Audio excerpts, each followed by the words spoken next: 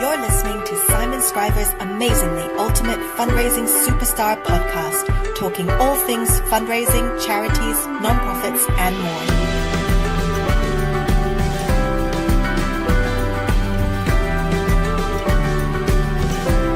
Here's your host, as always, Simon Scriver. Happy New Year and welcome to another episode. I hope you've had a wonderful Christmas and a wonderful New Year. And today I have a lovely person to speak to because as we come into the new year and we start to plan our year and we start to reflect on what we want to do differently and do better this year, I think there's a lot to learn about how we manage our time, about how we manage our efficiencies and become more efficient. And I'm always curious at different people's ways of managing this to avoid burnout, which seems to be becoming a more and more common thing in fundraising. And so today I have with me a superstar fundraiser who you might already know. You might have seen her on TV. You might have heard her on the radio. She is everywhere and everything to all people. She is Alice Ferris. Hello, Alice Ferris. How are you? Hello, Simon. I'm very well. How are you? I'm good. I have to say Happy New Year to you because Happy New Year. We're pretending we're recording this in the new year, even though we recorded it before. Oh, well. But Happy New Year anyway. Happy New Year. I can edit in some news stories afterwards. What did you think of the big news story over Christmas? It was strange, wasn't it? Wasn't it? It was so strange. Can you believe he or she did that thing? So how's things with you? You are, who are you? Your GoalBusters is your kind of day-to-day job? Yes. So yes, I'm the founder of GoalBusters Consulting, which is a consultancy based in, of all places, Flagstaff, Arizona. But we work worldwide. And in fact, we don't do a whole lot of work locally because there is that old adage that you have to be 50 miles away from home to be an expert. So I travel a lot and I work with a lot of small to medium-sized charities throughout North America predominantly, but now we're expanding for future global domination. Wow. And so that keeps you very busy. But on top of that, you've all sorts of other things. You're on the board of the CFRE International? Right? Actually, I just went off of the board for CFRE International, and I'm currently on the Advanced Certified Fundraising Executive Credentialing Board. So the ACFRE board, I'm still on. Yeah, because you are an ACFRE. Yes, I'm number 90, as we like to have our numbers. Okay. Wow. There are 111 worldwide. And you're number 90. I'm number 90. That's impressive. I mean, I've seen you a few times this year. We bumped into each other, maybe Holland, New Orleans. Was that this year? I think so. No, was it? Yes, I think it was. And Toronto. And so you're as busy as me, but actually much, much busier because you do all this like really effective stuff. The last time I saw you, you said you were learning Polish and Mandarin. Yes, I've been studying Mandarin for, it seems like, my entire life, and I have the I'm really not good at it. I have the vocabulary of a 2-year-old. So if you put me in a room with a bunch of toddlers, I am solid. Perfect. Yeah. Well, and although I will say that I speak menu in many languages, so. Well, that's all you need to know, isn't it? That's the most important language. That's good. But yeah, I've been trying to also learn Dutch, and I've been trying to learn Polish. So we're chipping away. Very good. And your business partner, Jim, or shall we call him your sidekick? Yeah. He told me before that you're on the road an insane number of days. How many days of the year are you away? Yeah, this is actually a statistic that Jim and I have been tracking for a while mostly because he's always irritated that I have more days on the road than he does. And I'm thinking, I'm not sure that's a thing to be striving for. But in 2018, it was 230 days that I was traveling. 230 days in the calendar year. Yes. That is crazy. That is crazy. I don't know how you do that. It sounds fun and exciting, but do you get tired? Do you get exhausted with it all? There are definitely those moments where I think, geez, I just want to go home. I just want to curl up in a ball in my own space. But most of the time I try to be I try to be present in the place where I am, so to speak. Yeah. And when we go, particularly if we've never been to a place before, and frequently I'm traveling with Jim Anderson anyway. And so we'll go out and find some activity to do, find some way to explore the local area and learn something from the people who are there. Yeah, you make the most of it. That's nice. Yeah. So what are the ways, I'm curious, some of the ways that you keep yourself, is grounded the right word, but keep yourself from burning out and just kind of keep your mind fresh. And I remember someone telling me, and you mentioned it before, one of the things that you do is this personal retreat, which is a new phrase to me. What is a personal retreat? So this is something that I've been a bit obsessed about for the last year. And I would say the last 2 years, I've been really focused on personal productivity. Because I think maybe about 2 or 3 years ago, probably closer to 3 years ago, I was really starting to show those signs of burnout. It was oh gosh, I've been on this constant hamster wheel for a really long time. And I use the hamster wheel analogy specifically because I didn't feel like I was advancing. We were at a point where I was happy with where the company was. I was happy with the work we were doing with the clients, but I didn't feel like I was personally growing at all. So I started exploring various different personal productivity readings and podcasts and blogs and that sort of thing. And I think it was about that time, about 3 years ago, that I came across a platform called Asian Efficiency. Okay. Which I'm not just saying to be cheeky. That actually is the name of their company. Yeah. Okay. But anyone can learn from you, can't we? That's right. That's right. And being Asian, I take great pride in the fact that it's Asian efficiency. Yeah. But it was actually founded by 2 Asian guys, and now there's funny enough, only one Asian guy and a white guy, a Canadian actually. Okay. And they haven't rebranded yet. No. Okay. And so I really got into some of the models that Asian Efficiency uses, which are really about managing your time, energy, and attention. And they say, if you're feeling overwhelmed or close to burnout or something, it's probably one of those 3 things. You don't have enough time, or you don't have enough energy, or you don't have enough attention or focus on the things that you want to do. Yeah. And so I started looking at the time stuff first. And that was the first thing I tackled okay, maybe you could be a little bit more effective with the way you use your day. And so I completely went into the tracking every minute of my day and all these other things. And got to the point where I feel pretty comfortable that I'm not stretching out my day too much. I mean, granted, my day is longer than 8 hours. It's not a standard 8-hour day, but I don't feel like it's too much for me. So it works for me to work the number of hours that I do. Okay. And then I'm kind of looking at energy and attention things at the same time.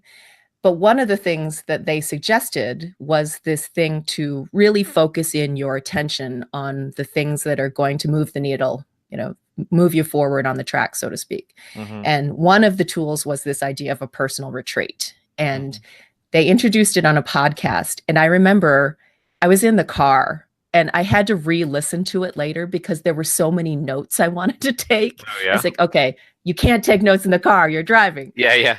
So I listened to it again and decided, okay, I'm going to implement this as soon as possible. And the personal retreat is taking an entire day, preferably, or at least a few hours, maybe a half a day, and sitting and really thinking about your personal goals, your personal values, the challenges that you're having, and being alone with your thoughts, essentially.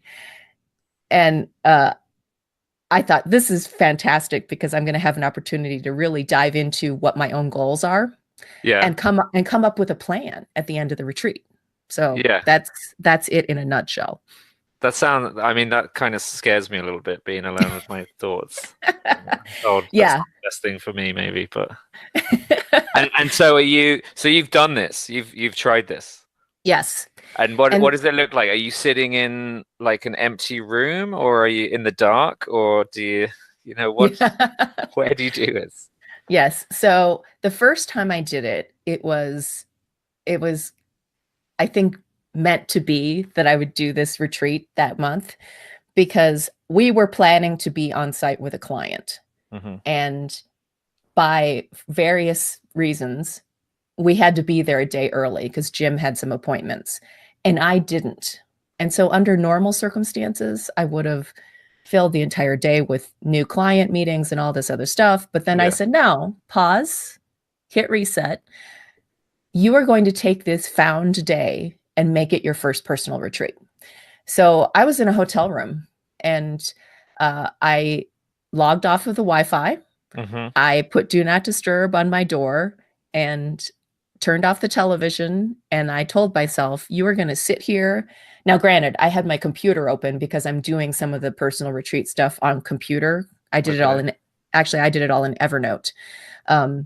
But you can also do it with pen and paper and be, you know, really analog, so to speak. Yeah. And I just sat in that hotel room until I felt like I should take a break. And you weren't tempted to like check your email? You know, you've got the computer open there. You're not tempted to just go onto YouTube and wonder what's happening? Yeah, I actually turned off my phone, and I know horrors. Yeah, I turned off my phone and I put my laptop into airplane mode. Okay, so you're not even connected. Yeah. It was no, you can't even try to be connected to the world. And then, so it almost sounds like this kind of meditative state, meditation. But what is the, you know, how do you start it? What do you start thinking of? What's the process? Well, so the nice thing is that the framework that they gave me from Asian Efficiency had some questions as starter points. And I've kind of refined them over the last couple of retreats that I've done. But the first one, I think, was suggested by them, and I think it's really important, which is to review your personal core values. And I had gone through a separate exercise, as I know many people do, where it's like, okay, you know, let's sit down and write down what our core values are. And it was this lengthy exercise. And I came up with these set of 6 core values. That you've probably done as a group or with a kind of like a mentor or something with you. Exactly. Okay. And so I sat down with these core values during my personal retreat thinking, okay, I'm just going to review these and then I'm going to move on. Yeah. And I pulled up these core values that I had created and I looked at them and I looked at them again and I realized these don't resonate with me. And that was just horrifying to me because I work in the nonprofit sector. This is like saying, you know, my mission statement doesn't work for me. Yeah. But I realized that because I had gone through this exercise previously in a more group type environment, I felt like the core values I came up with were the core values I thought other people thought I should have. Yeah. Yeah. And so it was essentially a branding statement. It wasn't actually my core values. And so that was eye-opening for me. It was like, if that was the only thing that came out of my personal retreat, that would have been enough. So I ended up going through a core values exercise separately, you know, so I said, okay, time out. Let's go through these core values again. Yeah. And so I listed, what do I value? You know, just a whole laundry list of free form, what's important to me. And then probably the one that was a little bit more telling was, what can't I tolerate? What are the things that if you do this, you are going to press my hot button? And then related to that was, if other people want to have a relationship with me, what do they need to know? So like the one thing that totally stuck in my head with that particular question was something that had just come up the previous week, where Jim Anderson and I frequently argue about one specific thing. Yeah, tell me. So. Dinner reservations. Yeah. Because in my mind, a dinner reservation is a promise to that restaurant to show up with that number of people. Yeah. And to Jim, a dinner reservation is a suggestion. Oh, come on. Yeah, no. And this drives me up. I mean, there's a lot of things that drive me up the wall about Jim, but this one in particular, we are constantly butting heads about. And I realized, oh my gosh, that is so part of my core values. And it ended up, strangely enough, showing up, manifesting in my final core values, because it was about keeping your promises. And okay, to me, that was about a promise. And so it's a strange thing to trigger that core value. And but you've started at something which is, almost easy to draw upon because it's day to day. It's but then you're diving a bit deeper and trying to figure out, okay, what does this actually represent that crosses over into every other area? Exactly. Yeah. Wow. What other kind of things can you not tolerate if you want to share? Is Jim one of them?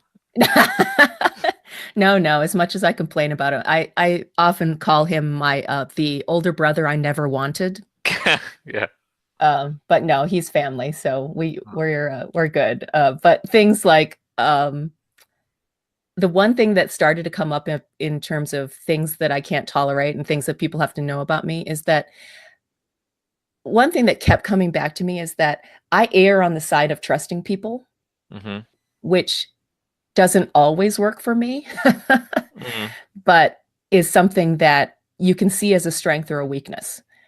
And using that and understanding that that can be seen as a strength or a weakness also helped kind of get into some of my core values of the, at some point, if I'm going to have a relationship with you, I'm going to be authentic. This is who I am, and I'm going to assume that you're being authentic.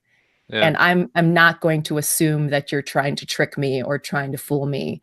And again, that can get me caught, but it's something that I had to know about myself. It's who you are. Mm-hmm. And so this first personal retreat, what did you say? It lasted about half a day? This one was actually a full day. Wow. And it really, I intended originally for it to be about a half a day. And but a couple things happened. One was I really got on a roll. Yeah. And two, Jim, who's late for everything, was late. So I had a couple extra hours. Okay, that's good. And how did you feel? I mean, what was different at the end of it? What was different in you? So the main outcome was this feeling of, wait a minute, I understand myself better. I really like the core values that I ended up coming up with really feel more like me now. And I created a little infographic with my core values on it, and they really speak to me now. It's not just speaking to the wider world. Yeah. And the other one that came out, because I had keep your promises, I have be authentic. The other one that came out was the maintaining a growth mindset. Okay. So the idea of you can always learn and grow about things and learn about things. And I realized that this came out of one of the points of the what I can't tolerate, which was people who say, well, I can't do that. They just have this assumption that I can't learn that. I can't figure that out. And yes, there are certain things like I can't play professional basketball. I can't play pickup basketball. I really can't play basketball, period. But, I could learn to do stuff related to basketball, and I can learn about the sport itself. Yeah. And so for people to kind of do this blanket statement of the I can't is one of those things that always grates on me. And so that also ended up in my core values. So one of the things that ended up happening was that at the end of the retreat, I had this plan. Back to time management. I do my plans, my personal plans, as well as the business plans in 12-week increments.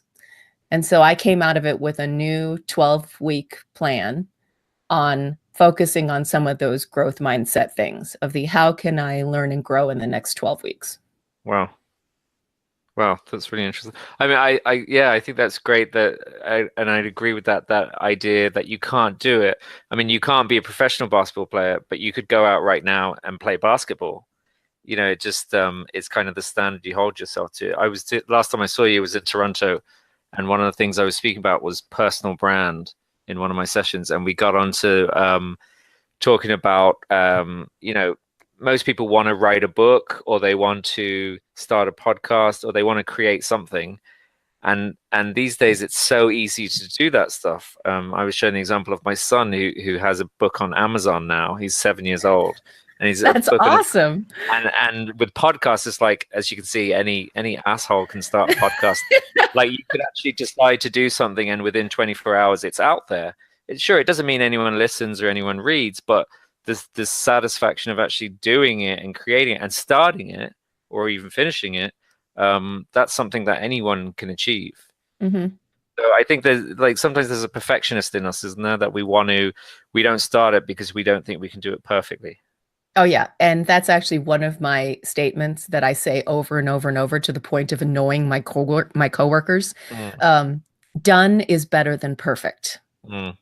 And I say this a lot. I've said it a lot at the end of 2018 because of all the year-end projects. Yeah. It's like, I'm sorry, the deadline is today. This is going out the door. I don't care that you're not absolutely happy with it. Yeah, that's fair. So after this personal retreat, you did it again. Yes. You did another. And what was that like? What was different? So my goal has been to do these quarterly, and I've now done 2 quarters. And once again, I was in a hotel room, and it was actually right before the AFP Toronto Congress where we saw each other last. And I had to come in a day earlier because of airfare and schedules and all this stuff. So I planned a day where I was like, okay, the whole day, I'm just going to be in personal retreat. I cheated on this one because it was also the same day as the Santa Claus parade. So yeah. So I did take a 2-hour break to go to the Santa Claus parade because that just seemed too perfect to not go.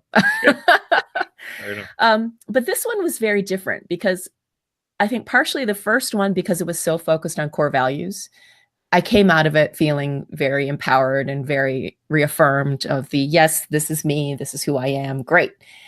I came into this one with those core values from the previous quarter, and I was happy with them still. I like these. These work for me. These resonate with me. I have my cool infographic and and so I didn't spend as much time with them because that hadn't really changed. So the next thing I did was I reviewed the previous 12-week year, because actually my quarterly plan is from a book by Brian Moran called The 12-Week Year. Okay. And when you plan on a 12-month cycle, you frequently do everything in the first month and the last month. And you spend most of the rest of the year just treading water. And so his concept is, if you can condense that down into a 12-week year, so focus on a quarterly period, which is really all our brains can really handle, because planning anything more than 3 months out is like, I don't know, things could change completely in the next 3 months. And so with this 12-week year philosophy, essentially each week becomes a month. So it really becomes much more imperative to focus on what are you doing. Yeah. And the other thing about it is that it allows for something which is my favorite phrase right now, which is strategic imbalance. What can I focus on in the next 12 weeks that will move me forward, that will move the needle, with the understanding that some things have to be neglected in that 12 weeks in order for me to focus on these other things that are going to move me forward. With also the understanding that at the end of that 12 weeks, I can reset and say, okay, great. I made progress in this, this, and this. Yeah. Now I need to work on this other thing. It's like spinning plates. It's like you move on to the other plates that are about to fall. Yeah. And so the next thing I did at my second personal retreat was to review, okay, what did I do this last quarter that was good? And I ended up with a really, again, affirming list of dang, I kicked ass. Look at all these things I did in the last quarter. But then it also allowed me to focus on what didn't go so well. What were things that completely freaked me out? And part of the exercise that I try to do on a quarterly basis is this thing called the Wheel of Life, where you have eight pie wedges of your various elements of your life, like your family and friends, your career, your personal growth, your health, money, all these things. And you fill in the pie wedge so that it is how happy are you with this area? Okay. And then you look at the overall pie and you think, how bumpy would my ride be if this actually were a wheel? And and so, of course, there are certain areas that I was doing really well in, like personal growth. In that quarter, I did really well in. Having fun on my trips, did really well in. Money, because I was having fun on all those trips. not so good. Yes, I mean, some of them seem like they're kind of counterbalance each other. Yeah. So I did that assessment. And then that led into okay, if money is the area that I need to work on, which it is, still is, what's causing this to be a low point? And so then you go into these questions of, why am I not where I want to be? And how can I fix this? And this is where things got tough for me during this personal retreat, because it was a realization of the things that I had overextended myself on, and things that I'd done, decisions I'd made during the last quarter or the last 2 quarters or the last year that were now manifesting themselves in this not being a happy space for me. Okay. And so by the end of that retreat, I was actually really, I think I called Jim and I said, "Oh my God, I finished my personal retreat and I'm depressed." Yeah. And he immediately said, "That's not how this is supposed to work, Alice." Yeah. Yeah, it sounds like a performance review of yourself where you've been like especially harsh on yourself. Well, yeah. And I said, well, it's not that I'm supposed to end every personal retreat as light and happy and excited. What this did was it allowed me to come to grips with the fact that there are hard decisions I have to make. And again, I have to get out of my own way, essentially, and understanding that that's something that I have to do. And even though it's hard, it's something that will help me in the future. And, there's always those things you have to do. And this really gave me the why for why I needed to do those hard things. Wow. That's a journey. That's a roller coaster of a day or a half day. Oh, yes. Yes. Luckily, there was a reception I was going to afterwards. So it was helped. Great.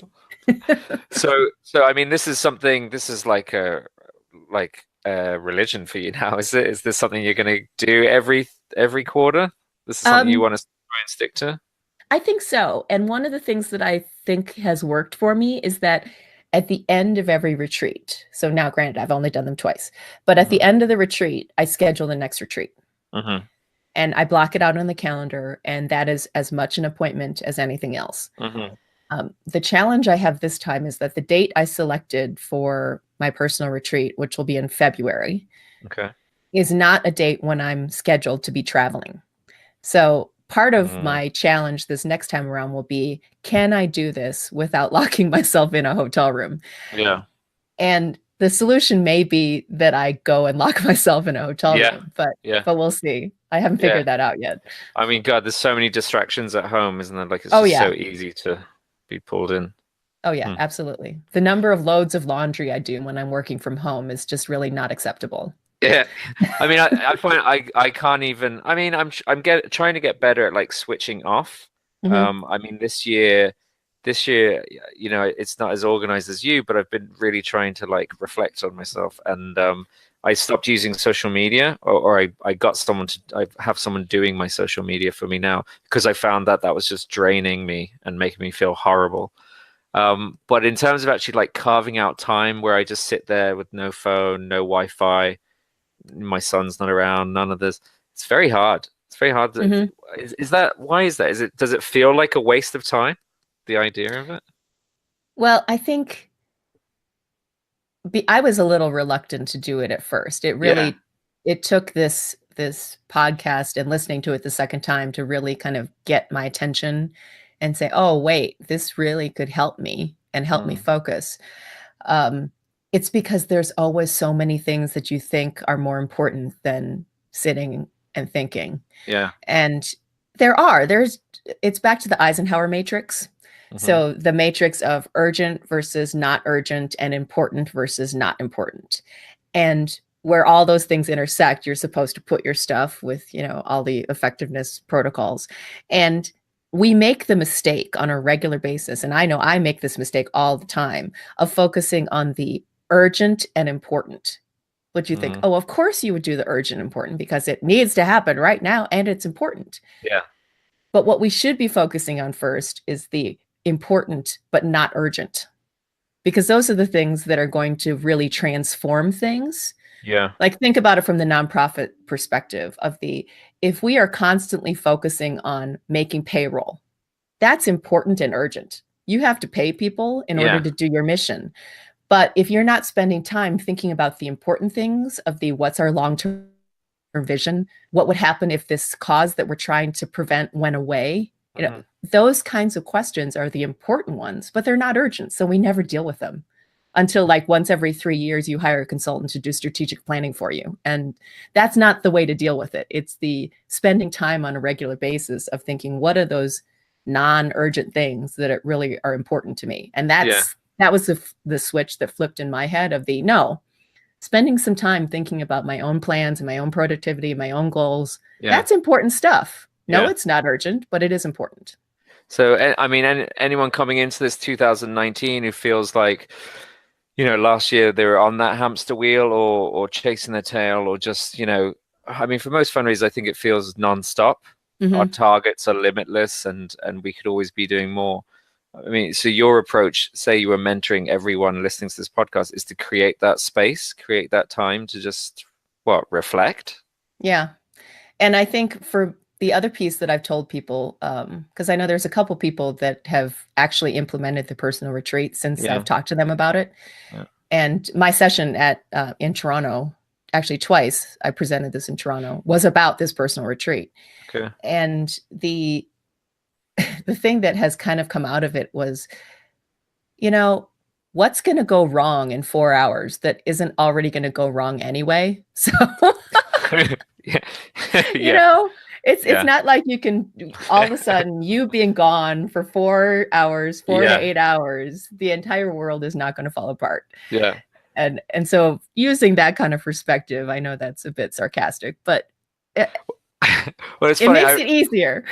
I remember because I used to run a fundraising agency with a lot of stuff, and I always felt that I had to get back to emails and phone calls straight away. And I remember sometimes being on a holiday and I would make a conscious decision, usually forced by my ex-girlfriend. I would make the decision not to reply straight away. And very often what would happen is you'd have the email with the urgent problem, and then a couple hours later you'd have an email saying, it's okay, we've sorted it. Yeah, exactly. It's just like trusting that you don't have to do everything straight away. Yeah. And that's hard, but we have to do it if we want to avoid burning out. Mm-hmm. Absolutely. Do you feel happier? Like, do you feel, I mean, I'm not saying just because it's personal retreat, I know it's still the very, very early days, but would you say you're a happy person? I think that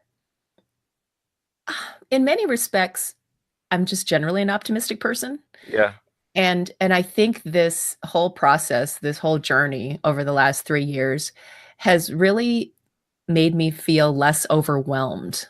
Okay. And that has made me happier because this giving myself permission to, like you said, not respond to everything right away, and giving myself permission to not do everything and not do everything at once, and feel like there are things that I do that, I'm good at them, but I don't have to do them. One of the results of my 12-week year plans in 2018 was we finally, after this company's been in existence for 18 years, finally hired an executive assistant in 2018. Wow. And she handles all of our speaking engagements and all of our travel.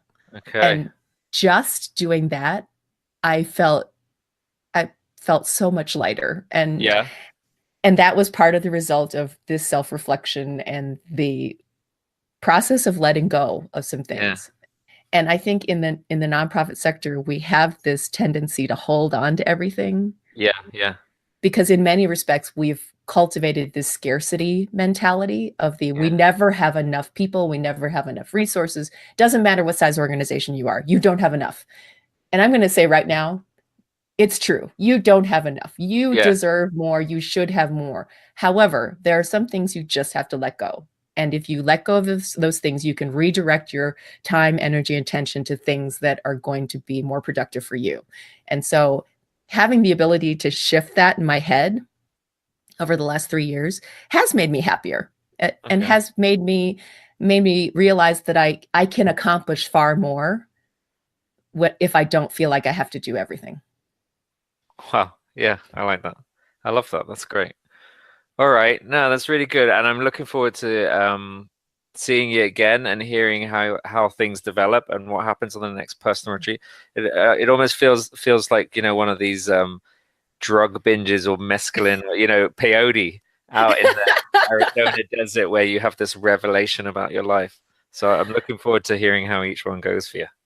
Thank you. That's really good. Now, if people want to hear more from you or find out more about you, where's the best place to find you online?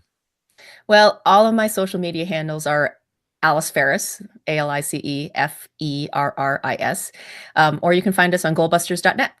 GoalBusters.net, yes, and that's you and Jim, and you're almost certainly speaking somewhere near every listener because you Probably spend 250 days a year on the road at these conferences.